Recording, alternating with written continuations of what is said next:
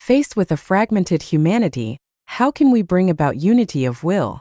First, we must recognize that the era of humanity's future is undoubtedly the Life-Chanyuan era. This transformation is an inevitable, objective process, not subject to individual will. No person, organization, or nation can halt this trend. Our role as celestials is to facilitate this transformation. We do not rely on weapons, battles, or sacrifice. We implement change as if playing a household game, quietly and effortlessly, sitting, standing, lying down, or simply thinking. We eliminate potential threats from afar and address hidden dangers imperceptibly. Let me illustrate this with a recent example, verified by Songhai Buddha. Some time ago, Xiaoxi was slandering Life-Chanyuan and me, Xiefeng, on Buxuan.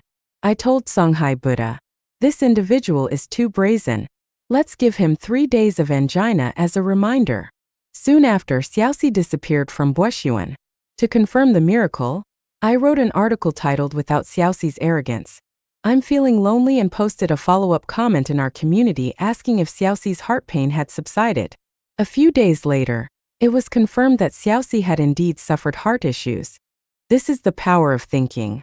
I can cause blindness, deafness, bone fractures, illnesses, accidents, or even make individuals vanish. Those who oppose Life-Chanyuan will be silenced, and if necessary, driven to madness. I hope all celestials will develop this ability. Cleaning up the trash shouldn't fall on my shoulders alone. Together, we can create a beautiful homeland. Good remains good even if it appears evil. Evil remains evil even if it appears good. As long as we uphold Life-Chanyuan's values and act for the Life-Chanyuan era, all we do is righteous and correct. When practicing this mental power, begin with weaker targets. For example, make mice relocate, compel someone to turn around unexpectedly, or cause someone to laugh or cry without reason. Gradually align the world around you with your will. As a rule, avoid harming life unless absolutely necessary. Remember, all forces, material or non-material, have counterforces. Do not let these counterforces backfire. The theme of this article is that we must be hardworking and trustworthy individuals, offer them the greatest possible freedom and happiness. For the wicked, enforce the greatest possible constraints. Treat the righteous with righteous methods, and the wicked with strict methods. Never treat the righteous with strict methods, and never treat the wicked with righteous methods. When dealing with loved ones, use gentle persuasion to keep them happy every day, and exercise the greatest patience in waiting for their transformation. Avoid arguments and confrontation. Instead, take on more household chores, fulfill your responsibilities, and do your utmost to free yourself from any lingering concerns or attachments. Repay any debts as soon as possible, so your heart will be free of guilt. In this way, when the opportunity arises, we can depart for the Celestial Islands continent at any time. Remember, life is merely a brief journey of life through the human world, like playing a game. Incorporate everything into this game and play along. Congratulations to everyone for climbing over another great mountain. Submitting your homework was one such mountain. For those who have crossed it, let us continue our playful and joyful banter as we travel together toward the unfamiliar and distant lands. As for those who have not, let them stay on the other side of the mountain. Their ancestors, generation after generation, remained there their entire lives. Let them follow in their ancestors' footsteps. But as for us, we shall no longer be trapped in the cycle of reincarnation. 新的视角，禅院草是超人. New perspective. Chanyuan celestials are superhumans. Deiform Buddha. November 19, 2008. First, I approach this topic with holographic-based thinking. When you encounter something you don't understand, resist the urge to dismiss it outright. It's similar to when I first claimed that romantic love is a precious gift from the greatest creator that humans should fully enjoy. Many couldn't comprehend this idea at the time. Superhuman philosophy originates from the German philosopher Nietzsche. Because Nietzsche declared, "God is dead," and eventually died of schizophrenia, his philosophy of the Übermensch was almost entirely rejected.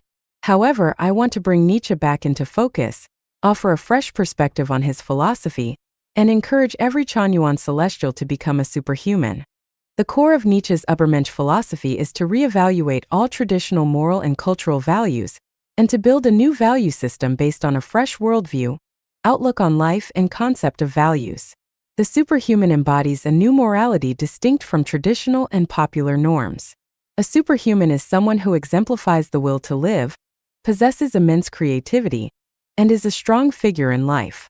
They transcend themselves and the weak, fully expressing their individuality and governing the mediocre. The superhuman becomes the benchmark for truth and morality, the creator of norms and values. Superhumans are free, self-sufficient, and confident, capable of shouldering any burden and facing hardships with courage and perseverance, never giving up until their goals are achieved. Superhumans face humanity's greatest pain and understand the greatest suffering and hope of humanity. They grow up in adverse environments, and suffering, pain, and trials can only make them stronger. They are not weak or petty but rich, great, and complete beings. Humanity does not need despotic tyrants or fascists, but it absolutely needs superhumans.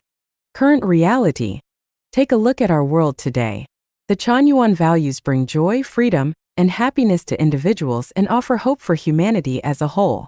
Yet, how many people have responded to this vision in the years we've shared it? How many are willing to contribute their talents and wisdom to the creation of the Life-Chanyuan era? How many are truly committed to upholding and practicing these values? Only a handful, just a few dozen Chanyuan celestials. Most people are struggling in the sea of suffering, hoping others will be honest, selfless contributors, saints, while they themselves are neither honest nor interested in serving others or society. They simply seek to maximize their own interests: fame, status, wealth, beauty, power, freedom, and happiness. They either turn a blind eye to noble ideals or attack them outright. Reasoning with such ignorance proves futile, as evidenced by the millions of words we've spoken to no avail.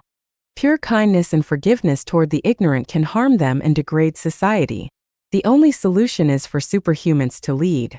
Take Zimbabwe as an example. With 80% unemployment, people are struggling to survive, let alone enjoy life. Is the problem solely with Mugabe's regime? No. It's an issue with the entire populace. Delve deeper, and you'll find 95% of the population are natural-born tricksters, thieves, looters, insatiable parasites who want something for nothing. Democracy will not work with such people, and reason is ineffective. Democracy and reason are ineffective for such groups. Even among the 50% identifying as Christians, their faith seems confined to church gatherings, as outside they act selfishly. Such people require superhuman leadership. Otherwise, suffering will persist indefinitely. Leading humanity. Instead of letting others lead us, we should lead them. Instead of being hurt or oppressed by ignorance, let us inspire fear, envy, and admiration in those who are primitive and uninformed. When Jesus Christ walked the earth, he should have used divine power and superhuman will to unite humanity, rather than relying solely on preaching. When Buddha Shakyamuni lived, he should have unified the world through spiritual power, not just compassion. When Laozi shared his wisdom, he shouldn't have solely advocated natural law and non-contention, but emphasized the principle of oneness.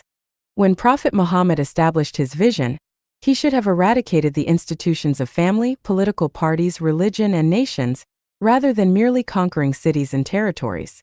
Marx, Lenin, and Mao Zedong preached the abolition of private property and the implementation of communism, yet they left the family, the most entrenched bastion of private property, intact. This failure led to the ultimate collapse of the communist movement. The nature of humanity. Most people fear strength and exploit weakness.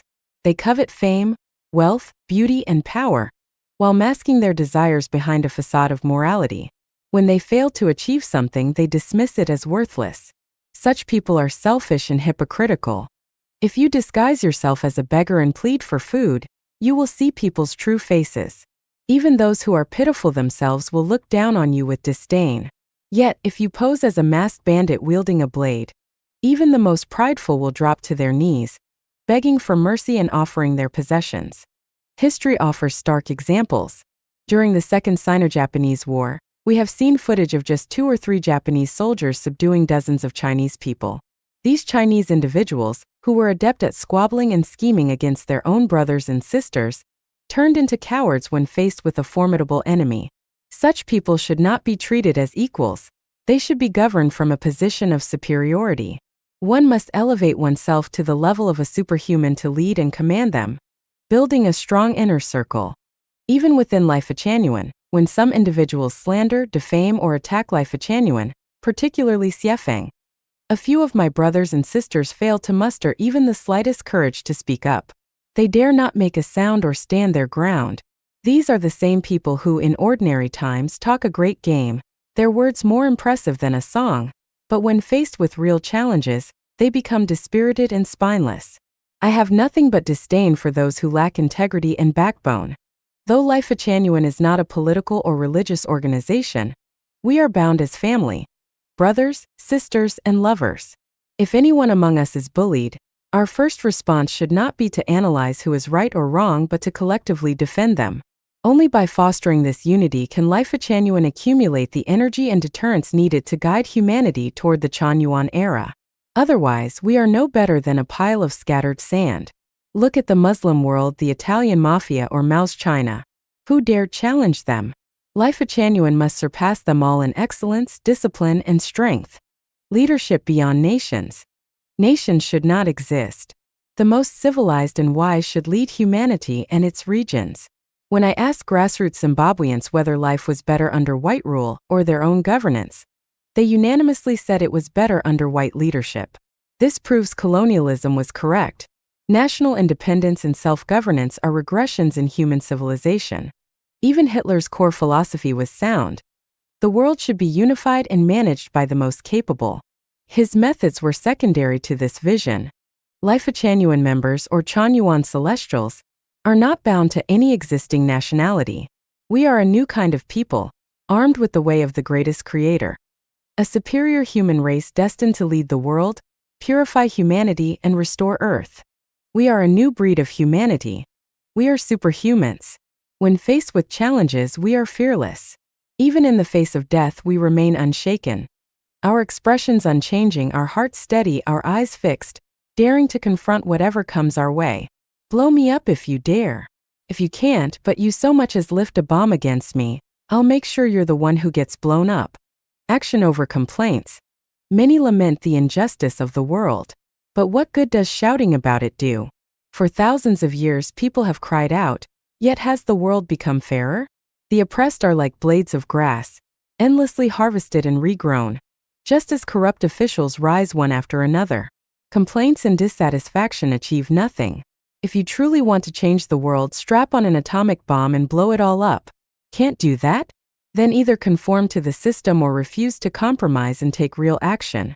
But stop indulging in empty talk. How do we change it?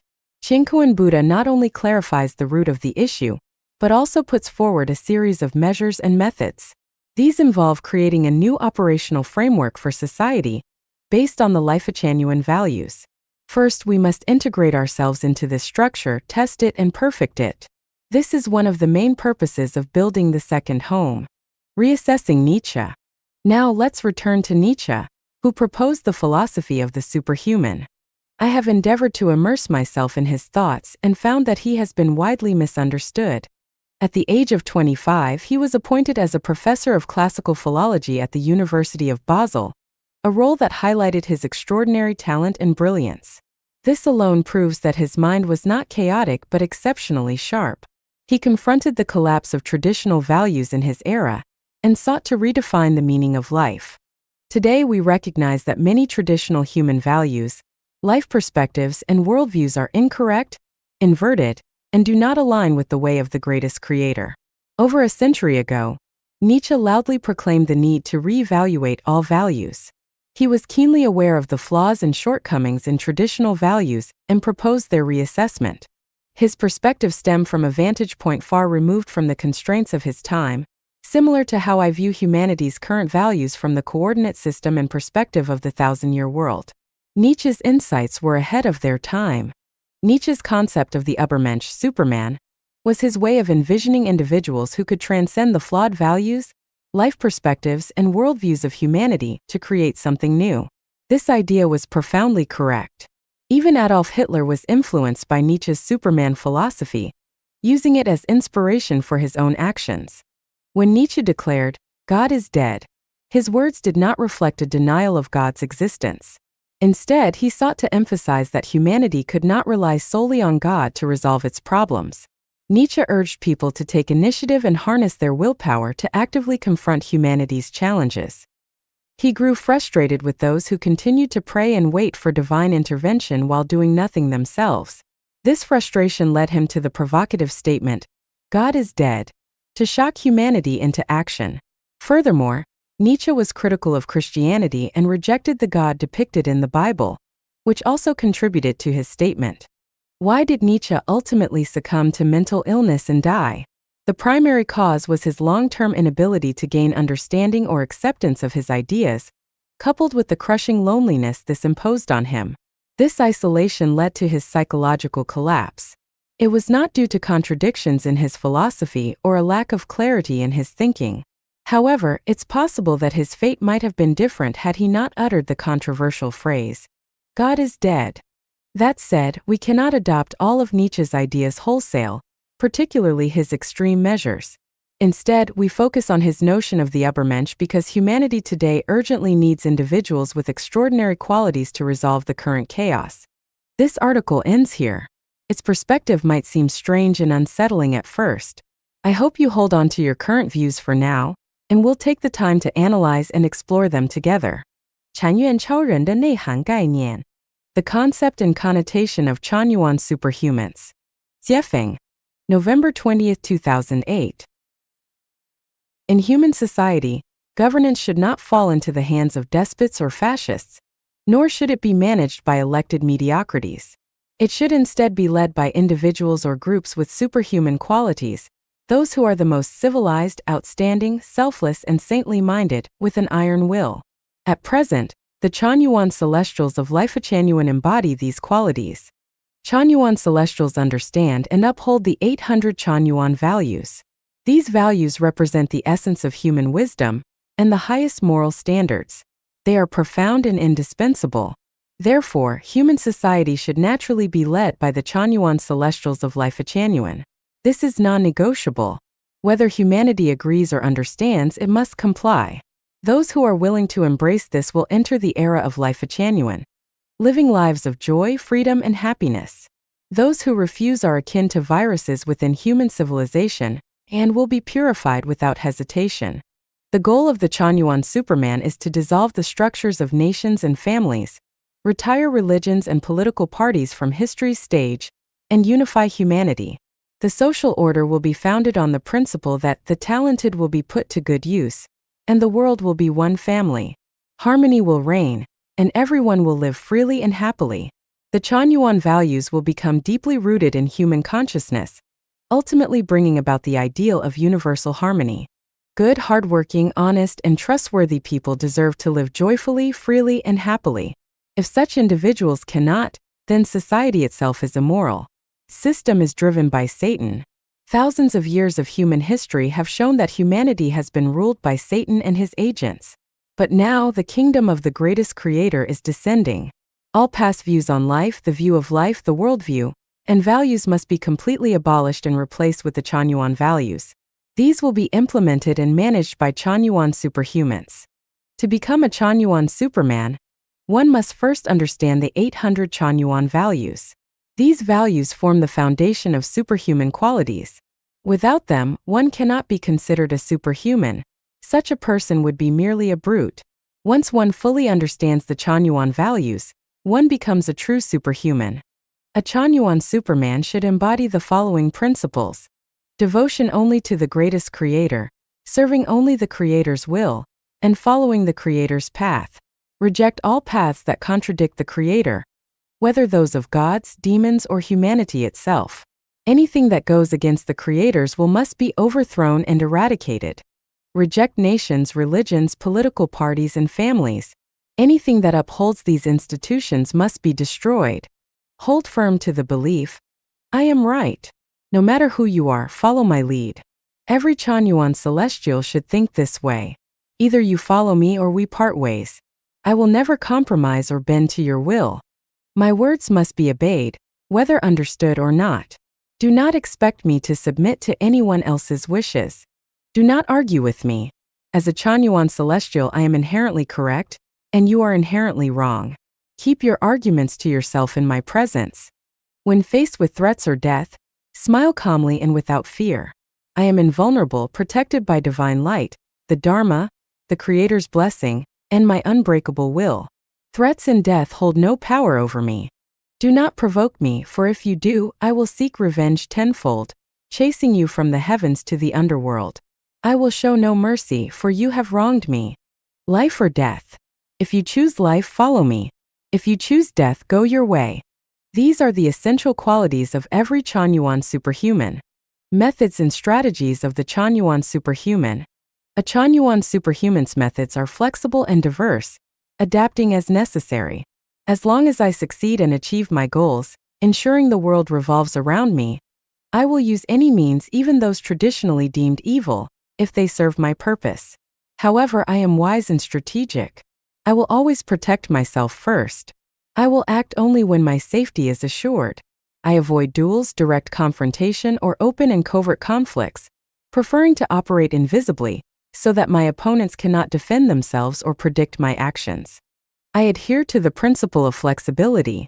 I have no rigid rules. My loyalty lies only with the Creator, those stronger than me, and those who are kind, hardworking, honest, and trustworthy. I do not keep my word with mediocrity, ignorant people, worldly people, or those who are barbaric.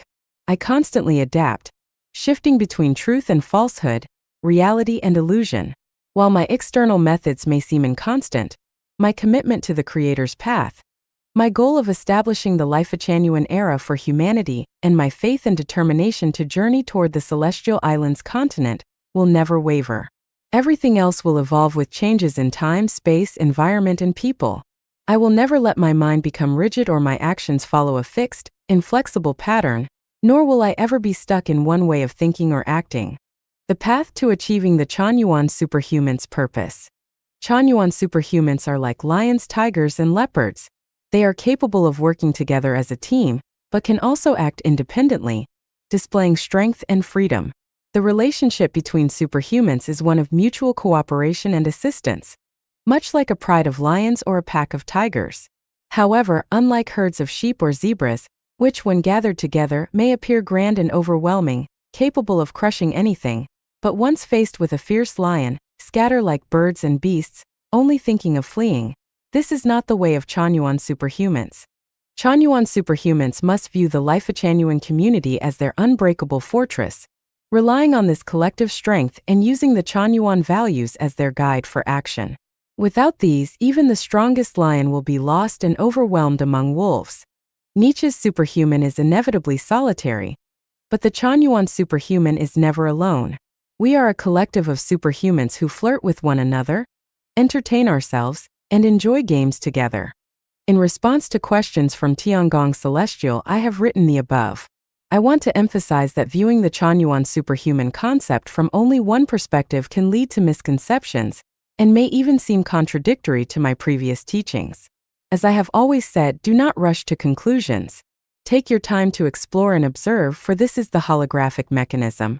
I firmly believe that in time, you will gain full clarity and understanding. 性爱内涵答天宫草提问 Essence of sexuality, in response to Tiangong Celestial's question. Jiefeng. Question. I once practiced the integration of all practices exercise. In the advanced stages, the focus was nearly entirely on cultivating sexual energy, such as joy meditation and dual cultivation of yin and yang. I would like to ask the guide if nature here refers to sexual nature, and whether seeing one's nature and becoming a Buddha through nature implies sexual nature. Is it the same as the sexual nature we discuss in Life-Chanyuan, or is there a difference? Please explain in detail. Answer. Nature is structure. It is both the structure of all things and of life itself. The nature of all things, including all living beings, is determined by their structure. The structure determines the nature. The nature of water is different from that of a mountain. Human nature is distinct from animal nature, male from female, divine nature from Buddha nature, cloud nature from stone nature, sheep nature from wolf nature, night-blooming jasmine from tulips, willow trees from peach trees, and so forth. Every entity's nature varies according to its structure. Every entity has a nature. As long as a structure exists, nature will emerge from it. Even objects created by humans possess a nature, as they all have structures. To change nature, the structure must first be altered. When the structure changes, so does the nature. In nature, alloys do not naturally occur, but when elements like carbon are added to certain metals, they form alloys, altering the original nature of the metal. Nature is Tathagata, which represents the intrinsic, original nature. All nature originates from the consciousness of the greatest creator, and thus the creator is the source of all nature. Nature is diverse and multifaceted, but regardless of the different types of nature in the universe, their total quantity and quality balance to zero. This is similar to the 5 elements, metal, wood, water, fire, and earth, which mutually generate and restrict one another, maintaining universal symmetry. If this balance is broken, the universe would perish. Who maintains this symmetrical balance? The answer is the Tao.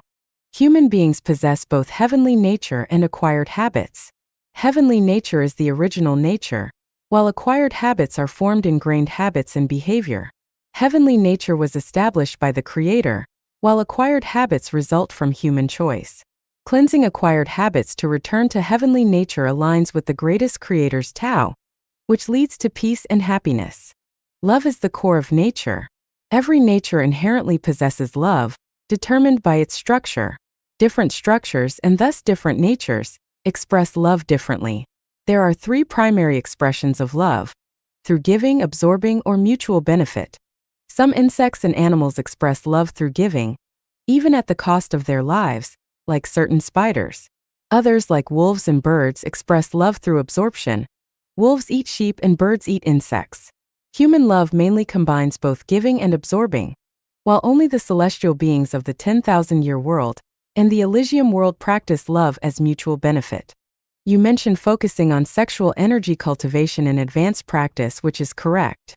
Both the Taoist dual cultivation of yin and yang and the Tantric dual cultivation of male and female are correct. The core of this practice is learning mutual benefit. If the practice focuses solely on the yin side or the yang side, it becomes a deviation. The true test of dual cultivation is mutual benefit. If both benefit, it is righteous, but if only one benefits, it is a deviation from the righteous path. Both advanced sexual energy cultivation and dual cultivation of yin and yang involve absorbing energy through sexuality. I have often said that consciousness, structure, and energy are the keys to uncovering all mysteries, and sexuality is no exception. The nature in sexuality is indeed the same as in seeing one's nature and attaining Buddhahood, and it is also the same nature we speak of in Life Changyuan. The purpose of Life Changyuan's crossing the river of sexuality aims to transcend patterns of giving or absorbing in sexual relationships, striving instead for mutual benefit. True dual cultivation for mutual benefit is a matter of intention and spirit, not physical contact or intercourse, and therein lies a profound mystery. Ultimately, all spiritual practices from all paths lead to Tathagata, to a return to simplicity, and to the restoration of heavenly nature. This is correct. Wolves must eat sheep and sheep must eat grass. If wolves stopped eating sheep or sheep stopped eating grass, it would go against heavenly nature and the Tao. Many practices advocate turning inward, essentially to rediscover one's heavenly nature or original nature. However, Life Changyuan is different. We are not aiming to return to our original nature or to Tathagata, as this could reveal we were originally wolves or sheep. So, regardless of what one's original nature might have been, our goal is to cultivate the nature of super-celestial beings. How do we cultivate the nature of super-celestial beings? By transforming the non-material structure of human life into the non-material structure of super-celestial life. Once the structure is transformed, super-celestial nature is attained. How do we transform this structure? Through consciousness, by replacing human consciousness with super-celestial consciousness. And how do we develop this consciousness? Through transforming thinking, using thinking to attain wisdom. Both the Changyuan corpus and Siefeng corpus revolve closely around cultivating super-celestial consciousness. Some sections of the Siefeng corpus may seem overly ornate or embellished. These serve to attract readers and test the faith and wisdom of Life Changyuan members. That's my answer. Thank you for your question. Your question could also be considered a revelation of divine wisdom, allowing me to express profound truths in simple language. Thanks to your question, countless people will benefit from this wisdom, and this is a merit you have earned. This Q&A is of great importance and will be placed in the advanced cultivation section for everyone to reflect upon. 修行修炼法自然而行. Cultivation and practice should align with nature. Jiefeng, November 7, 2009. Preface. True wisdom harmonizes with nature. Humans follow the earth follows the heavens follow the Tao, and the Tao manifests in nature. The highest rulers are so unobtrusive that people barely know they exist. When accomplishments are made and tasks fulfilled, people say, "This came about naturally." A person of great virtue aligns with the Tao. Thus, the sage discards extremism, excess, and arrogance. The sage practices non-action. The Tao is esteemed, virtue is honored, yet they do not demand anything and always act naturally. The Great Way is simple, yet people prefer shortcuts. These are the words of Laozi in the Tao Te Ching. Let me elaborate on their essential meaning. True wisdom aligns with nature and unfolds effortlessly. Humans live according to the laws of the earth. The earth operates according to the laws of the solar system. The solar system adheres to the laws of the Tao, which manifests through nature. The supreme and most revered greatest creator is formless and shapeless, beyond human comprehension. The most profound laws govern all things effortlessly, unseen by humanity. When wishes are fulfilled, dreams realized, and goals achieved, people say, "It happened naturally." The highest virtue is rooted in the Tao. The wise avoid extremes, greed, and excessive measures. The enlightened live in a state of natural non-action, refraining from forced endeavors. The greatest creator and the sage do not govern through commands. They allow things to follow their natural course. The most wondrous paths are simple, yet people prefer shortcuts. With these insights from Laozi, let us explore how Life-Chanyuan members should cultivate themselves. The essence of nature. Laozi's teaching that the Tao manifests in nature implies that nature itself embodies the greatest creator. This means the way which governs all things in the universe unfolds according to the will of the greatest creator. All things and phenomena that grow, decay, operate, and evolve in accordance with natural laws are part of nature. If the Tao manifests in nature, then anything that contradicts the natural processes of growth, decay, functioning, and evolution is unnatural and contrary to the way. For humans, being born, growing, aging, and dying in accordance with natural processes is natural. Seeing, hearing, smelling, tasting, touching, and thinking are natural. Working at sunrise, resting at sunset, eating, drinking, sleeping, and making love are all natural. Expressing love and affection is especially natural. The human body is exquisitely designed, as is the natural world. The harmony between the human body and nature is also meticulously crafted. For instance, human ears hear only sounds between 20 and 20,000 Hz because sounds beyond this range could harm us. Similarly, our eyes perceive light between 400 and 700 nanometers. Perceiving light beyond this range would make survival difficult. These limitations are not restrictions but protections. Cultivation and practice aligned with nature. To live and cultivate in alignment with nature means to follow the way of the greatest creator. What does this mean? It means living, speaking, and acting according to the design and principles of nature. Eat when it's time to eat, drink when it's time to drink, sleep when it's time to sleep, relax when it's time for leisure, work when it's time to work, and indulge when it's time to enjoy.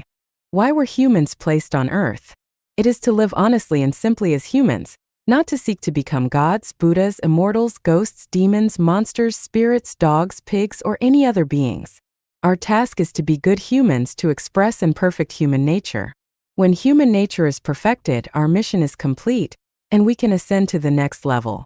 If we fail to be good humans, the foundation is unstable, and aspiring to sainthood or Buddhahood violates nature and the way of the greatest creator. To go against the way of the greatest creator is to abandon the hope of entering the greatest creator's kingdom. Laozi observed this fault thousands of years ago. The great way is simple, yet people prefer shortcuts. What are these shortcuts? They involve ignoring natural laws and seeking unnatural ways to cultivate, attempting to regulate the Ren and Du channels, open the mysterious gate, develop occult techniques and supernatural abilities, retreat into isolation, refine elixirs, practice out-of-body experiences, or connect with higher spiritual beings. Why do people seek shortcuts? Because they don't want to live as humans. They want to become immortals, Buddhas, demons, spirits, or ghosts. In short, they are driven by excessive desire, which, as the Buddha said, stems from greed, anger, and ignorance. Rejecting what the greatest creator naturally provides while pursuing what he does not leads to a deviant path. For example, staying awake at midnight to practice certain techniques instead of sleeping, avoiding regular meals to practice fasting or breatharianism, suppressing natural affection between men and women, abandoning joyful communal life to retreat into solitude, abstaining from natural foods like ginger, onions, garlic, and peppers to achieve some imagined pure, fragrant immortal body. All of these go against nature and the way. There is no need for lofty ambitions to succeed as a human being. Freeing oneself from worldly attachments is enough to earn recognition. There are no miraculous shortcuts to the way. Simply following the natural order leads to sanctity.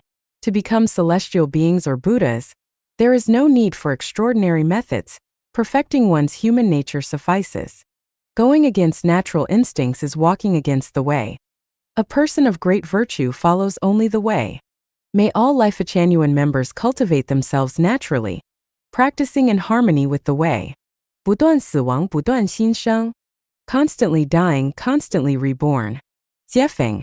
March 3, 2010. The old must fade for the new to emerge. If yesterday doesn't fade, today won't dawn. If winter doesn't die, spring won't arrive. If the past isn't gone, the future won't emerge. Without transcending the human heart, celestial nature cannot be attained. Without ending worldly attachments, entry to celestial realms is blocked. Without crossing high mountains, the distant view remains hidden. Without leaving the well's depths, the blue sky remains unseen. Without closing one door, 9 others cannot open. Without releasing one attachment, another true love cannot be embraced. Without shedding burdens, the journey cannot extend farther. Without changing one viewpoint, new horizons cannot unfold. If the old way of living doesn't die, the joy of a new life cannot be savored. If marriage and family don't dissolve, the warmth of the second home cannot be felt. If the old house isn't demolished, there is no room for a new villa. If old thoughts and ideas don't die, fresh and brilliant thoughts cannot arise. Life is like a chess game with each move offering new opportunities. New charms always replace the old. The peach blossoms still smile at the spring breeze, yet familiar faces have moved on. Clinging to outdated systems leads to stagnation. Chaos and disorder run rampant. Without shedding ego and personal views, one becomes like deadwood, impossible to shape. As the waves of the Yangtze River push one another forward, newcomers replace the old. Beside the sunken boats, 1,000 sails pass. Around the sick trees, thousands of fresh ones bloom. Clinging to the stronghold of Jingzhou is a path to defeat. Crying to the heavens is futile. Ignoring the wisdom of today's sages leads to lifelong regret and endless remorse. Die to yesterday's self to create today's self. Die to today's self to embrace tomorrow's self. Die to the trivial and mundane to enjoy inner peace and bliss. Die to rigid customs and habits to seek the path of the sages. All things are but games, only life itself is real. To play a new game, the old one must end. To enjoy fresh food, clear away the remnants of the old. To wear new clothes, discard the worn-out ones. Constantly dying, constantly reborn. Constantly surpassing, constantly innovating.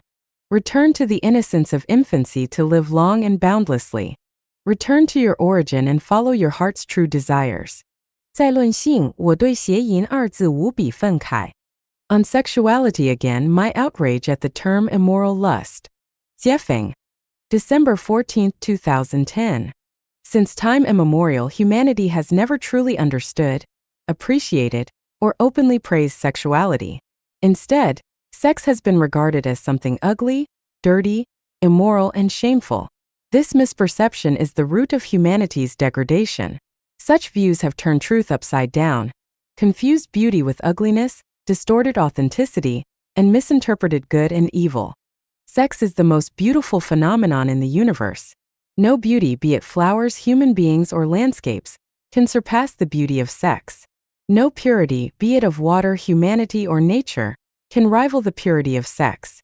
Among all things, the noblest, the purest, the most pristine, the most romantic, the most enchanting, and the most valuable is sex. Hence, sex is Buddha. Buddha is sex. To demean or insult sex is to demean or insult Buddha. Human beings are divided into male and female, created to be attracted to one another, to enjoy the wonders of sexuality. This is a gift from the ancestral Buddha, the greatest creator. Consider the harmonious fit, size, and structure of the male and female reproductive organs. Reflect on the physical, mental, and spiritual pleasure and wonder brought by their union, and you will understand the Creator's intentions and benevolence toward humanity. Eyes are for seeing, ears for hearing, and feet for walking. The sexual organs, likewise, are not merely for urination but for experiencing the joy of sexuality. To have eyes but refuse to see, to have ears but refuse to hear, to have feet but refuse to walk, and to neglect the use of one's sexual organs, this is to defy the Creator's intentions, making one a perverse being. All who degrade, vilify, suppress, desecrate, or attack sexuality are going against the natural order. They defy the attributes of nature and ignore the will of the ancestral Buddha, the greatest creator. Such people are demons, monsters, and the offspring of the unnatural. Humankind originates from sex just as we originate from our mothers. To insult, demean, or desecrate sex is akin to insulting and desecrating one's mother. This is the act of an unworthy descendant. For ages, human values have been inverted. Throughout history, those who suppressed, vilified, degraded, and restricted sexuality have been glorified as moral paragons, as if the further one distances oneself from sexuality, the more moral and saintly one becomes. Conversely, those who embrace sexuality are labeled immoral, lowly, and vulgar. This is a grossly distorted value system. To yearn for sex while defiling it, to enjoy sex while vilifying it, how hypocritical, selfish, and cunning such people are.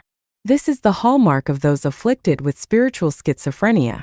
Sexuality is the most moving, exhilarating, and elevating of all human activities. Sex is simply sex. There is no immoral lust. Just as eating food is simply eating, there is no immoral eating. To label sexual love as immoral lust is to desecrate sexuality. Such terminology is the invention of those with foul minds and jealous hearts, and it reflects the hypocritical and narrow-minded jealousy of such individuals. True God does not suppress or desecrate sex. True Buddhas do not suppress or desecrate sex. True angels do not suppress or desecrate sex. True human beings do not suppress or desecrate sex. Only those who rebel against paradise, who resent others' joy and happiness, who harbor distorted and jealous minds, who wish to control and enslave others with hypocrisy, and who are self-righteous hypocrites suppress and desecrate sex. Whether in religious scriptures, spiritual practices, or cultivation theories, any doctrine that suppresses or desecrates sex deviates from the Creator's way. The closer one is to sexuality, the closer one is to paradise. The further one distances oneself from sexuality, the nearer one draws to hell. Don't believe it? Time will tell. Some advocate transcending sexuality. What nonsense! Do you think that by transcending sexuality, you become noble or moral? On the contrary, you become a despicable hypocrite, an embodiment of deviance, leading others astray. As the Buddha said, Buddhas do not recite scriptures, do not adhere to precepts, do not violate precepts, and neither create good nor evil. To seek Buddha, one must see one's true nature. To see one's true nature is to be Buddha. Without seeing one's true nature, reciting scriptures, observing fasts, and following precepts are futile. Chanting the name of Buddha does not make one a Buddha. Reciting scriptures does not make one a Buddha. Chanting mantras, fasting, or observing precepts does not make one a Buddha. And even performing almsgiving does not make one a Buddha. Only those who truly perceive their innate nature and achieve unity with sexuality can attain Buddhahood. Tell me, why do you flee from sexuality? What is your reason? Human sexuality is integral to the essence of one's nature. Do not reject, avoid, or attempt to transcend sexuality. Instead, celebrate, praise, and relish it. How one engages in sexuality is a matter of personal refinement. If you insist on enjoying fine cuisine in a latrine or dining alongside pigs and dogs, that reflects your personal taste, character, and style, not an issue with the cuisine itself. Where does Buddhism guide people? toward the pure land of ultimate bliss. Why is it called the pure land of ultimate bliss? How can one achieve ultimate bliss? The answer lies in uniting with sexuality and merging into its infinite essence. Only then can one reach the pure land and experience true bliss. How does one unite with sexuality and merge into its essence? Through 3 steps.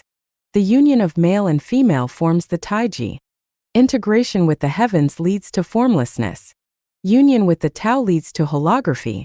I am Dayform Buddha, the messenger of the greatest creator, the embodiment of God, Buddha, and celestial being.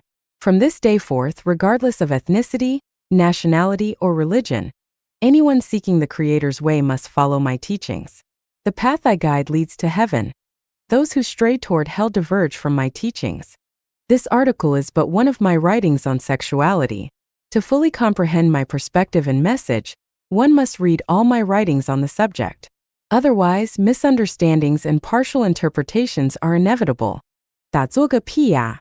What's the point of meditating? Jiefeng. March 7, 2011. Many people love meditating, advocate for it, and believe it helps calm the mind, develop extraordinary abilities, and even attain Buddhahood. That's all well and good. But if you haven't addressed the following issues, what's the point of meditating? Have you resolved the basic necessities of life? Food, clothing, shelter, transportation, birth, aging, sickness, and death? If not, then what's the point of meditating? Have you addressed your sexual needs? If not, what's the point of meditating? Have you fulfilled your responsibilities to care for your parents and properly raise and educate your children? If not, what's the point of meditating? Have you dealt with the worries and frustrations in your heart? If you're still burdened by them, what's the point of meditating? Have you repaid the debts you owe from past lives? If not, what's the point of meditating? Have you accumulated enough merit in this life to secure entry into the heavenly kingdom in the next? If not, what's the point of meditating? Have you uprooted the weeds of negativity from your mind? If not, what's the point of meditating? Do you know where you're heading next? Are you familiar with your destination? If you don't know where you're going or what awaits you there, then what's the point of meditating? If these 8 issues remain unresolved, don't bother meditating. Doing so would be like a blind man lighting a lamp, wasting wax. Once you've resolved all 8 issues, only then should you meditate and cultivate the Life-Genuine transcendence from the physical body meditation method. 从第二家园的实践看如何修行修炼. How to cultivate and improve from the practice of the second home. Jiefeng. March 25, 2011. What is the purpose of self-improvement and cultivation? It is certainly not merely to become a good person, nor is it to seek blessings for the next life. In the cycle of reincarnation, although the same person experiences both this life and the next, their conscious awareness and memory are disconnected between the two. Why then worry about one's next life on earth? The purpose of self-improvement and cultivation boils down to 2 goals. 1, to experience happiness, joy, freedom, and fulfillment in this life. And 2, to elevate life to a higher dimension of existence, much like how ordinary individuals can enter the second home through cultivation. Whether your goal is to attain happiness, joy, freedom, and fulfillment in this life or to ascend to heavenly realms, what should self-improvement and cultivation focus on? We Chinese often have the tendency to seek quick results. In self-improvement and cultivation, this eagerness manifests as neglecting the building of the soul while obsessively pursuing advanced methods, mystical techniques, and supernatural abilities. This is the behavior that Laozi criticized as, the great way is extremely simple, yet people prefer shortcuts. What results from pursuing shortcuts? Both the present life and future opportunities are squandered. Why do I say this? The outcome depends on how we achieve happiness, joy, freedom, and fulfillment in life, and how we live like the celestials of the heavenly realms, the 1,000-year world, the 10,000-year world, or the celestial islands continent in the Elysium world. How can this be achieved? The second home provides a living example. Regardless of which level of heaven you aspire to reach, the first step is to interact with a group. Without connecting with others, an individual cannot experience true happiness, joy, freedom, and fulfillment. Living alone on a deserted island offers no sense of genuine freedom. If someone can find happiness, joy, freedom, and fulfillment in a group of 100 people, It indicates they have made significant progress in their cultivation. What remains is learning how to face death and opening the Buddha's eye, which includes divine abilities. However, if one cannot achieve these qualities within such a group, progressing further is unattainable because the foundational conditions are absent, like trying to build castles in the air. Attaining happiness, joy, freedom, and fulfillment in a 100-person group. The key lies not in understanding sacred texts or mastering advanced techniques, but in cultivating the soul garden. If the weeds in this garden are thoroughly removed, happiness, joy, freedom, and fulfillment naturally follow. If they are not eradicated, these states remain elusive. What are the weeds in the soul garden? They include jealousy, complaints, comparisons, resentment, selfishness, greed, pride, self-satisfaction, arrogance, possessiveness, control, negativity, pessimism, blame, anger, gossiping, stirring up trouble, sarcasm, ridicule, mockery, taunting, insults, attacking others, treating others as emotional garbage bins, whining, lying, invading others' privacy, spreading rumors, sloppiness, laziness, cunningness, aggressiveness, having a bad temper, harboring excessive ambition, creating unnecessary disturbances, forming cliques, and seeking special treatment, among others. Without removing these spiritual weeds, not only is it impossible to ascend to heavenly realms, but even a life filled with happiness, joy, freedom, and fulfillment will be hard to achieve. Eliminating these weeds is nearly impossible without the transformative experience of living in the second home. In secular life, the necessary conditions for undertaking this vast and complex personal project simply do not exist. How should one cultivate? Read through the Chanyuan Corpus, the Siefeng Corpus, and the chapter of Chanyuan Masters. Apply to become a Chanyuan celestial. Strive to sever worldly attachments and make effort to enter the second home. Actively contribute to the second home by repaying debts, accumulating merits, and cultivating the soul garden. Overcome the obstacles of emotional love and sexual love, and once the heart is free from attachments, advance to higher levels of cultivation. Develop divine abilities. Learn the art of transitioning from life to death. Practice Life-Chanyuan's transcendence from the physical body meditation method to prepare for departing this world and reaching your ultimate destination. 这里是成仙的摇篮. Here is the cradle of celestial being. Siefeng. April 8, 2011. No worries, no troubles, no attachments. No restrictions, no rules, a graceful self-expression. Living with ease, truly carefree. Flowing with the currents of fate, utterly free. No arguments, no disputes, no jealousy. No taking, no grabbing, no complaints. 100 flowers bloom in radiant colors, filling the garden with the glory of spring. Flirting and playful banter are welcome here. Laughter and joy abound. You eat watermelon, I enjoy pears. Each follows their desires, and all is as it should be. In a warm and harmonious environment, beauty flourishes. Truth, kindness, and beauty are everywhere.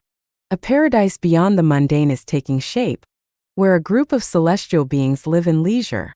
This is the spiritual and soulful home, the Life-Chanyuan second home.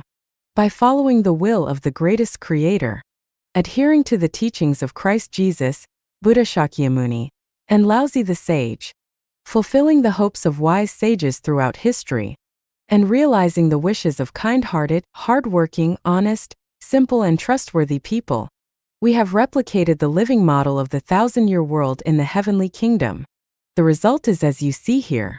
The essence of the way is reflected in its form and function.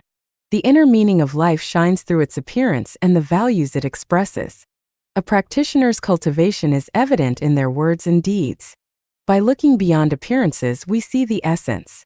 Through observing how a person handles matters, their words and their actions, we understand their consciousness and the state of their life's non-material structure. Are they human or celestial? By observing the grace and qualities they exhibit, the distinction becomes clear.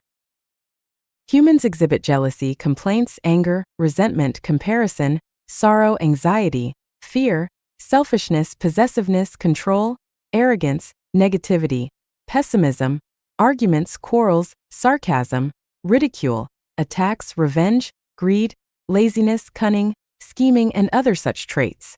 They lack vitality and the grace of a carefree spirit. They obsess over their own gains and losses, analyze others' intentions, fixate on flaws, gossip, and engage in petty disputes. Their hearts lack peace. They are overly sensitive to others' words, fearing harm, and disturbed by many people and situations. They judge everything by their own values and interests, using these as the standards for determining right and wrong, good and bad, true and false, beautiful and ugly. Celestial beings, however, radiate joy, happiness, freedom, and bliss. They embody truth, kindness, beauty, love, faith, and sincerity. They are unconcerned with personal gains or losses and do not measure others by their standards. Seeing others' joy brings them joy.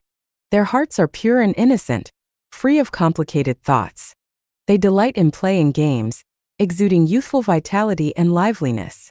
They have no attachments. Everything flows naturally like blooming flowers. Unbothered by their environment or shifting winds and rain. Unconcerned by others' perceptions or judgments. Whether they are peonies, hibiscus, weeds, or dogtail grass, they bloom joyfully, expressing their true selves fully. The three essential elements of the universe are consciousness, structure, and energy. The core of cultivation lies in perfecting consciousness, refining life's non-material structure, and continuously elevating human consciousness into that of celestial beings. The path of cultivation lies in nature, love, and the way requiring detachment, remaining ethereal and graceful, and letting one's true nature shine forth freely, adapting fluidly to circumstances. Expressing love, engaging in playful banter, and sharing laughter are swift paths to celestial ascension. As long as one avoids attachments or fixating on a particular partner, and simply enjoys each encounter as fate allows. Love arises, the heart reveals itself. Love departs, the heart becomes empty. With no attachments, stagnation, worries, or hindrances, over time one unconsciously attains the way and becomes celestial. This is the cradle of celestial beings. In terms of consciousness, dozens of Chanyuan celestials here have already ascended. The weeds in their soul gardens are few. What remains is to repay debts and accumulate treasures for the heavenly realm. I firmly believe that within a year or so, this group of Chanyuan celestials will collectively ascend to celestial. To become celestial, one must enter the second home, a paradise beyond the mundane. Here lies the soil and conditions for ascension. Here is the cradle of celestial beings. 看看自己离成仙还有多远. See how far you are from becoming a celestial being. Jiefeng. April 15, 2011. We are walking the path to becoming celestial beings, with our ultimate goal of ascending to the celestial islands continent. Now, as we look back, how far have we come on this journey? Celestial beings can be categorized into several types. Ghost celestial beings, human celestial beings, land celestial beings, deity celestial beings, and super celestial beings. We do not aspire to be ghost celestial beings, and we still have some distance to go before reaching the levels of deity or super celestial beings. Let's take a moment to reflect on whether we have become human celestial beings. To become a human celestial being, one must achieve the following states: severing worldly attachments, detaching from the secular world, and carrying a heart free from burdens. Achieving clarity of mind, inner illumination, a tranquil heart, and freedom from chaotic thoughts. Feeling that life is simple, without worries, and filled only with happiness and joy. Sensing oneself as if immersed in a sea of love, overflowing with gratitude and excitement. Yearning for beauty in all things and sensing it drawing closer to you. Finding contentment with whatever comes, adapting to circumstances, acting in harmony with your nature, seizing opportunities as they arise, and letting go of attachments. Viewing everything as a playful game, with the desire to immerse yourself in joy and entertainment at all times. Being indifferent to life and death, honor and disgrace, and finding joy in continuing along this path. If you have reached these states, then you are already a human celestial being. Now let everyone reflect carefully. Isn't the guide's path fascinating? It is neither complex nor difficult. Simply by taking it day by day, you will discover that you have unknowingly come a long way. Becoming a celestial being is this simple and easy. In the past, people focused heavily on acquiring knowledge, studying theories, and practicing mystical methods and arts. Yet, in the end, they not only failed to become celestial beings but also wasted their lives. By following the guide, everything gradually becomes clearer, and joy and happiness accompany you along the way. This is the true path to becoming a celestial being. If, in addition to achieving the above 8 states, you also enjoy good health, a vibrant spirit, and the vitality of youth, then you have already become a land celestial being. Having become both a human celestial being and a land celestial being, you will undoubtedly reach the 1,000-year world. So, when will you become a deity or a super celestial being? Continue to follow me, and in due time I will tell you. 修炼定静功夫. Cultivating the skill of stillness. Jiefeng. July 1, 2011. All things are born from stillness and perish through motion. Stillness is the dwelling place of the divine. It is the spirit that gives life and the heart that brings death. When the spirit resides, life flows endlessly. When the spirit departs, life fades away. In stillness, the winds are gentle, the sun shines brightly, and clarity prevails. In turmoil, storms rage and anguished cries fill the air. Stillness allows all things to flourish, while chaos leads to their destruction. When one's energy is calm and the spirit at ease, order is maintained, fostering health and longevity. Conversely, when energy is chaotic and the spirit disturbed, consciousness becomes confused, the body weakens, and illness arises. Without tranquility, one cannot achieve great distances. Without a settled heart, one cannot attain immortality. Stillness engenders wisdom, while motion brings confusion. The world is filled with disputes and disturbances. If one approaches them with stillness, all clouds and mists will dissipate, revealing a state of pure clarity. Stillness is a skill that requires cultivation. It cannot be achieved without deliberate effort. To cultivate celestial being or attain Buddhahood, one must master the art of stillness. Buddhahood is as steadfast as a towering mountain, unyielding and unshaken, like a vast lake with only gentle ripples. To attain the 64 divine powers of a super celestial being, one must achieve stillness, just as seeds must be sown in fertile soil under clear skies, not in the midst of fierce storms or on barren sands. Cultivating the art of stillness should not be attempted by those unprepared. Forcing it is as futile as trying to drown sorrow with wine or cut water with a knife. It will not only fail to bring stillness but will also lead to greater confusion, potentially resulting in mental collapse or delusion. Through the cycles of seasons amidst trials and challenges, dozens of Chanyuan celestials have embarked on this path, detaching from worldly bonds and creating soul gardens. For them, the time has come to leap over the dragon gate and begin cultivating the skill of stillness. Requirements for practicing stillness. To practice the art of stillness, one must meet certain conditions. Residency. Only those who have lived in the second home for more than 2 years may practice. Attachment. Those whose hearts are still attached to desire should not practice. Flexibility and harmony. Those who have not reached a state of flexibility and harmony should not practice. Childlike state. Those who have not returned to a childlike state of purity should not practice. Merit. Those who lack sufficient merit should not practice. Those who ignore these conditions and attempt to practice regardless will achieve only half-baked results, making their journey even longer and more arduous. The 8 methods of practicing stillness in Life Changyuan. Forget all teachings. Let go of all teachings from gods, Buddhas, and celestial beings. Forget my guidance, Chanyuan values, and everything learned from written texts. Clear your mind entirely and enter a state of emptiness, spirit, and grace. Abandon the self. Cast aside concerns about life and death, honor and disgrace. Let go of virtue, kindness, righteousness, and propriety. Follow only the Tao. Engage in daily exercises. Spend about an hour each day performing Chanyuan health exercises. Absorb the essence of the sun and moon. Gather the spirit of heaven and earth, and harmonize intention, breath, and movement. Achieve a perfect unity of body, mind, and spirit. Pay particular attention to breathing. Each inhale and exhale should be long, smooth, and continuous, storing abundant energy in the dantian. Read the book without words. Avoid reading written texts. Instead, focus on the book without words. Participate in online forums only for amusement and play. Do not engage in debates or arguments. Observe the chaos and complexities of human affairs just like the moon in the sky. Embrace simplicity and humility. Integrate into the ordinary and unremarkable.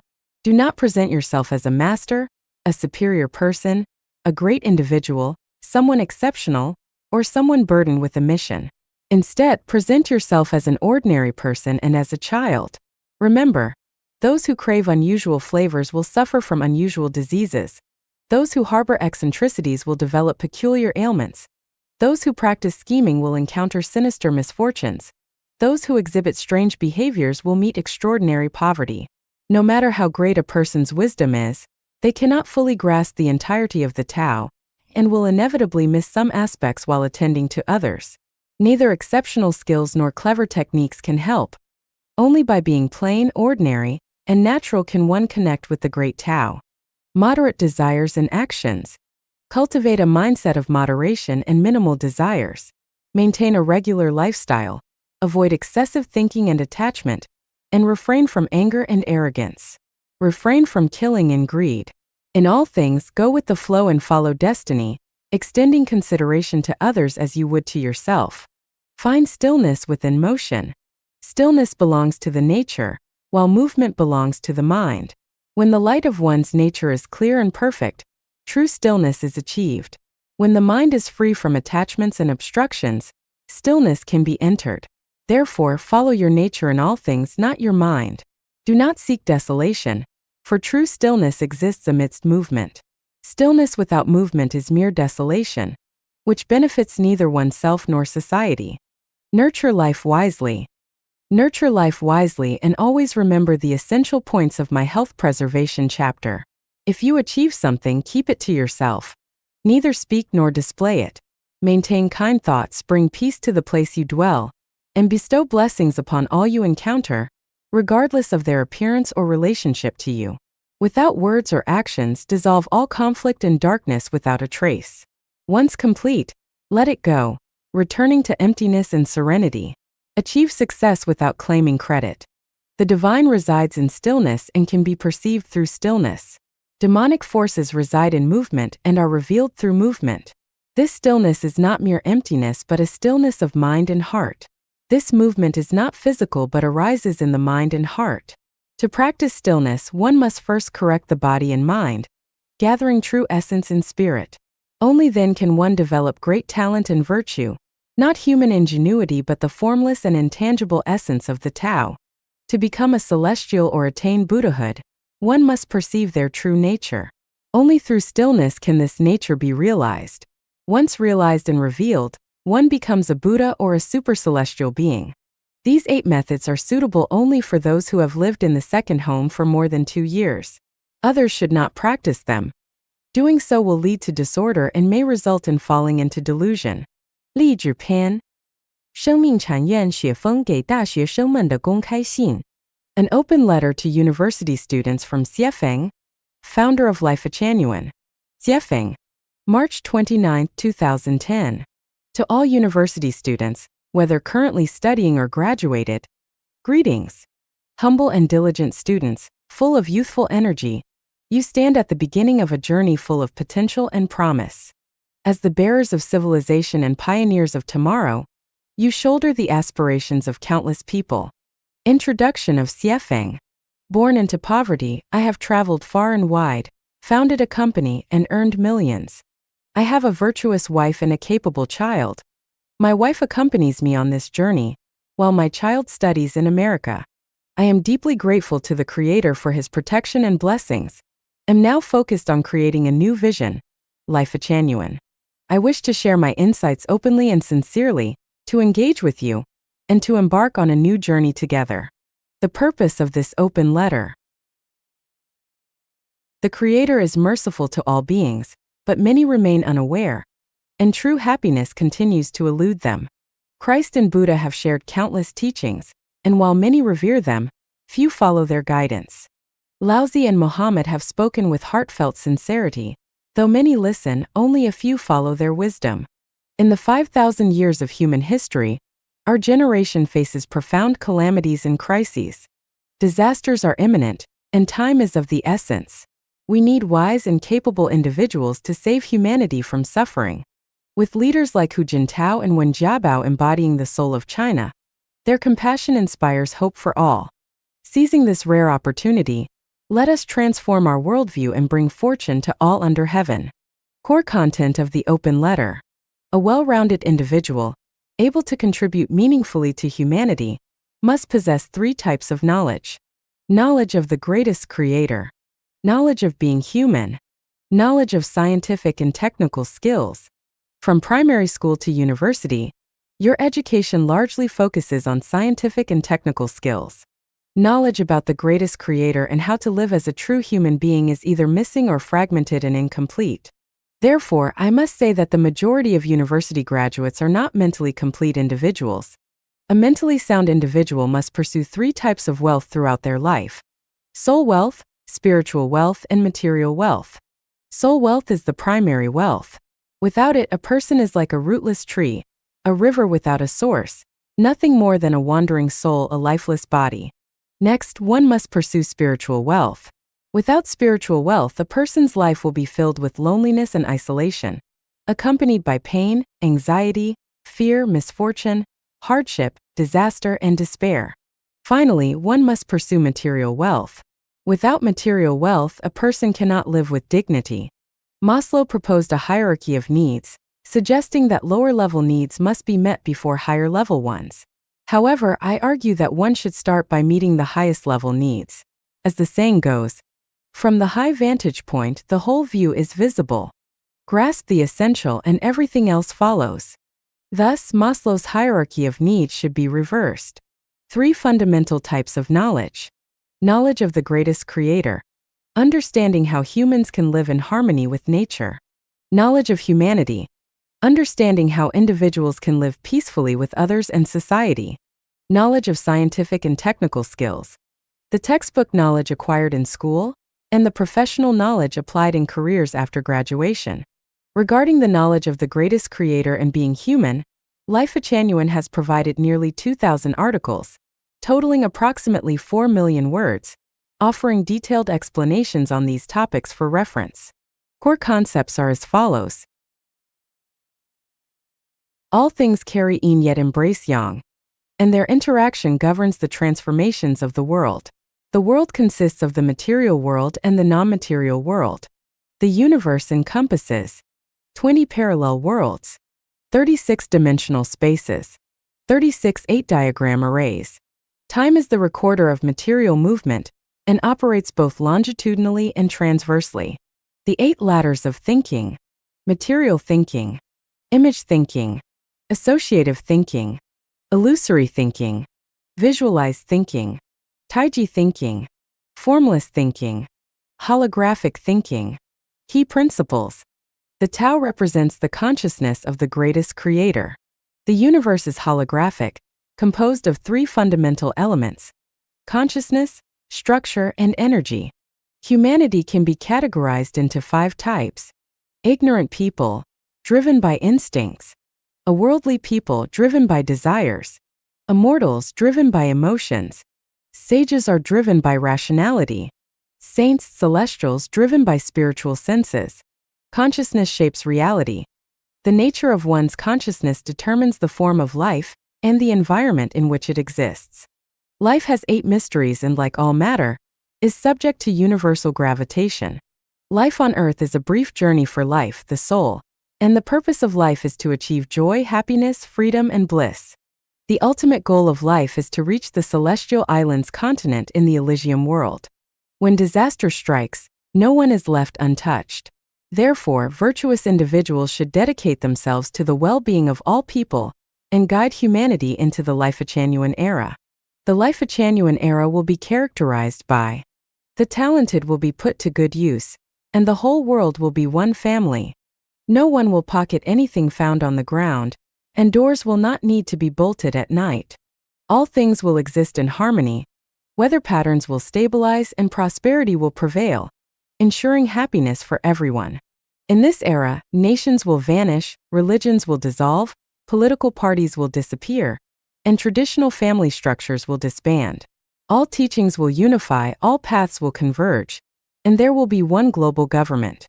To achieve this goal, Life Achanuan established the second home, which has been in operation for an entire year. Its purpose is to create a new lifestyle model for humanity to emulate.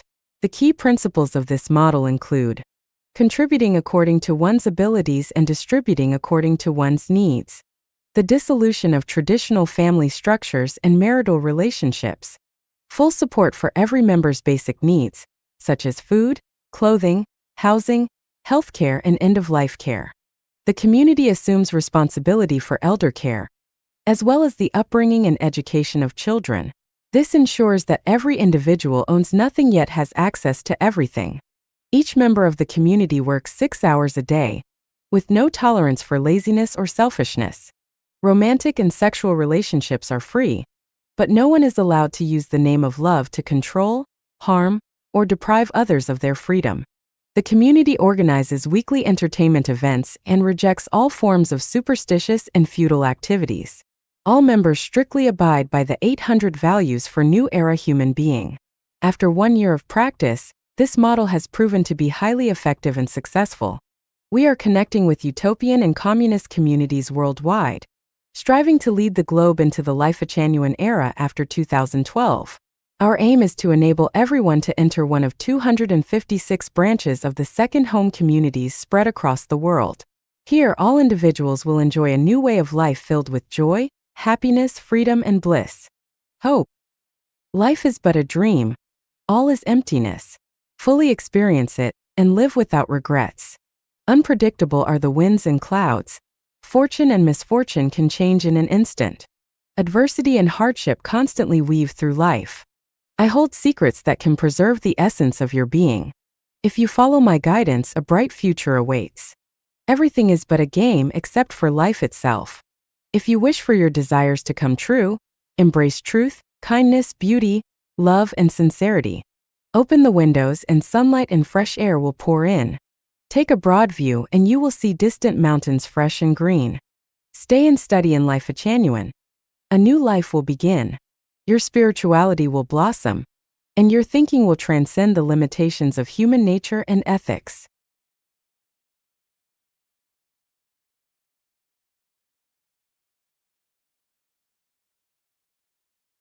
常处于灵态高级修炼 Always remain in the zero state, advanced cultivation. Jiefeng.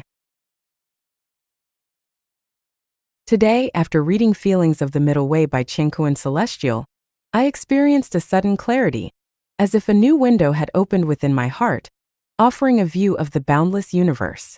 Feelings of the Middle Way further expands upon Laozi's principle of effortless action that accomplishes everything, and Buddha's thought on formlessness. Laozi's effortless action, Buddha's formlessness, and Qiankuan Yuanchu's middle way all point to the zero state. What is the zero state? It is a state of emptiness, spirit, and grace. All useful things exist in this zero state. For instance, all kinds of scales used to measure weight are set to zero, and gauges measuring voltage or current are at zero. Only when these instruments are at zero can they accurately measure the true essence of what they gauge. If not set to zero, say set at 80 or some other value, then the readings they show cannot reflect the true nature of what is measured. Only when a scale is at zero, in a state of effortless action and formlessness, can it accomplish everything, reveal the true nature, and accurately weigh any object placed upon it. As Qiankuan Celestial has said, Buddha nature is tasteless, the greatest creator is soundless. Lack of perception is the greatest perception. The feeling of the middle way is to be without feeling. To lack perception is to experience all perception. Effortless action that accomplishes everything. All sages and saints make distinctions through the principle of effortless action, and lack of perception enables one to experience all perception. All of these bring Laozi, Buddha, and Qiankuan Yuanchu onto the same plane of wisdom. A building, only when it exists in the zero state, can provide a space of true value to people. A computer, only when it is in the zero state, can function effectively for people. An ox, only when it is in the zero state, can serve farmers. A Buddha, only in the zero state, can embody the true Buddha nature and guide others across the river of life. Only when a person is in the zero state can they truly understand the Great Way, achieve enlightenment, and attain the qualities of a celestial being or Buddha. A drinking cup, only when in the zero state, truly functions as a drinking cup. If filled with something else, it ceases to fulfill its purpose.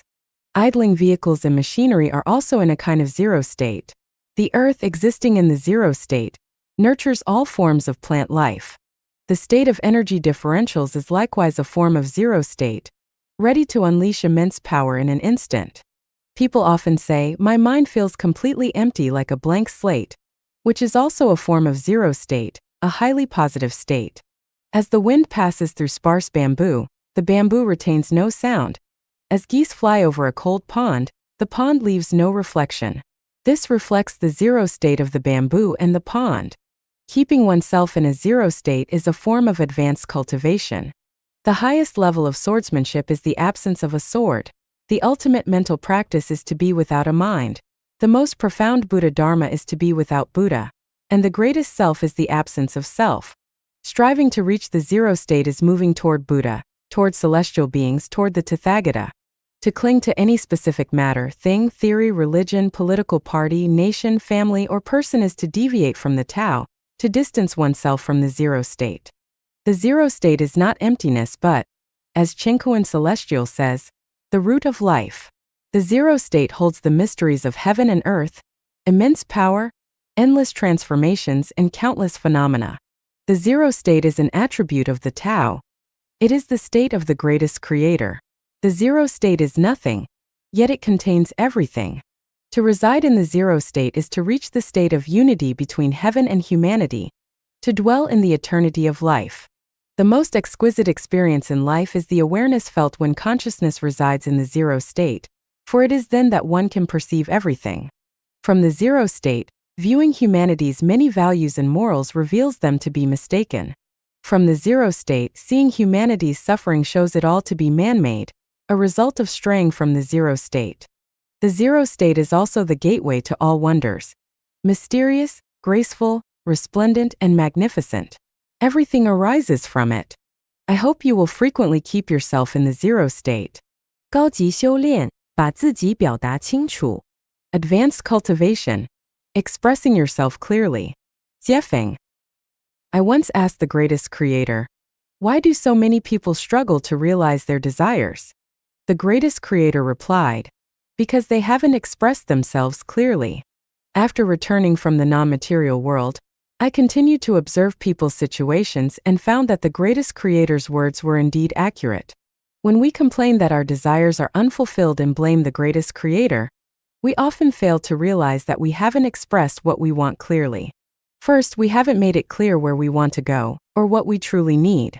Our hearts change constantly with time and our surroundings, sometimes even shifting several times a day, making it impossible for the greatest creator to assist us. For example, "I want to be rich" is a desire, but it's vague and lacks specifics. What kind of wealth are you looking for? To what extent? Is it material wealth or spiritual and inner richness? What's the standard of rich for you? If these details aren't clarified, this desire to be rich is hard to fulfill. It's not due to social injustice or the greatest creator's negligence. It's simply that we haven't clearly expressed ourselves. Similarly, if someone says, "I want to go to heaven," this wish is also unclear. What kind of heaven do you envision? Is it a realm like the 1,000-year world? Or perhaps the 10,000-year world? Or something like the Celestial Islands continent? We need a clear image. Without one, it's hard for the greatest creator to help us. Or take, "I want joy and freedom." This is also a vague concept without real content. What kind of joy and freedom do we want? How can we achieve it? Is it eating a cookie? Putting on a new outfit? Finding a like-minded friend? Building a villa abroad? Visiting a certain friend? Empty desires without substance are difficult to achieve. If we simply say, "I want to build a comfortable house," without a clear structural design, how can others assist us? Or if we only say, "I want a good job," without defining the nature of the work, how can the non-material universe respond? What do we really need? Coffee, tea, cola, orange juice, mineral water? If we only say, "I want a drink," it's hard to satisfy that request unless we add, "Any drink will do." Most of people's troubles and conflicts arise because we don't express ourselves clearly. Much of the friction and struggle between people also stems from this lack of clarity. Many people say and write a lot, but still fail to express themselves clearly. It's like when I ask, which part of Chinese culture do you specifically want to revive? It's not enough to say, we want to revive Chinese culture. You need to specify the content. Spiritual practitioners, too, like to follow trends saying things like, I want to elevate my spirituality. But this is just an empty phrase. What is spirituality? How can it be elevated? You haven't clearly expressed the content. It's like saying, I want to grow vegetables, but without specifying what kind. If there are 1,000 beds, we can only sleep on one. We can't sleep on all 1,000 at once. If there are 100 boats, we can only take one to cross the river. We can't board all of them simultaneously. If there are hundreds of planes at the airport, we can only take one flight. Which bed will we sleep on? Which boat will we board? Which flight will we take? If we don't express ourselves clearly and simply wander back and forth, how can our desires be fulfilled? I observe some spiritual practitioners on certain websites. For a long time, they admire one boat's beauty, then another's splendor, sometimes trying out this bed, other times testing that one, squandering time yet remaining shallow.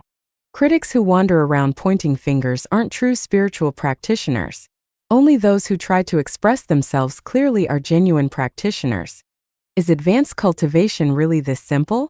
Just express yourself clearly? Yes, it's that simple. All you need to do is express yourself clearly. Try it. Who can express themselves clearly? When we do, our desires can be fulfilled. Expressing oneself clearly doesn't require flowery language or the pretense of profundity. It's about understanding your own heart. Below are 2 passages I wrote to mock others. Such exaggerated language is unnecessary. XX's thinking resembles a Bach melody resonating with the electrolytic essence of quantum mechanics, where the profundity of his thought lies in the Pavlovian philosophy applied to Newtonian classical mechanics. His imagination soars like photons spiraling through extragalactic light effects, gracefully resonating like the polarized angles of ant antennae spinning between elephant toes. His insights from cosmic ontology transcend ordinary perception, traversing the limitless horizon of the universe, blending the principle of form and emptiness with the exquisite coupling resonance of auditory mathematics. His greatness in smallness is captured in the perfect realization of the unity of heaven and humanity, manifesting in the atomic explosion's singular mushroom cloud within Einstein's mass-energy equation. The analytic functions of universal formulas apply to the synthesis of causality and quality-quantity transformation laws. As the grandeur of smallness surges like ocean waves freezing in the moment, an eagle spreads its wings. Infinite even numbers miraculously flutter like snowflakes in a serene microcosm, merging the essence of beauty into the logical reasoning of Marx's materialist dialectic, embodying the philosophy of a superhuman in the mundane life's chaotic butterfly effect, compressing and expanding the essence of space through topological transformations within primal dynamic balance, spiraling symbolically from ancient Mayan culture into the magical splendor of the future.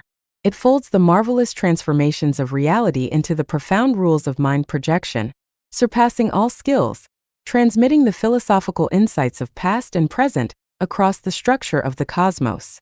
Phenomena are the spatiotemporal reflection of essence, the actual manifestation of emptiness, a projection of self-nature in the material world.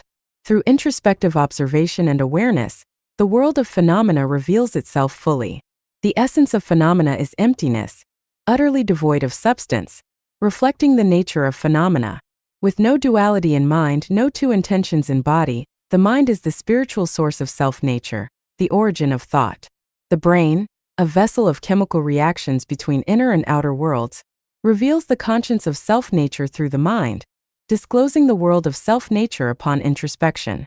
By creating our reality from cosmic essence, the reality we experience is a conscious reflection of our subconscious within emptiness. When meditation and introspection harmonize perfectly, reality emerges.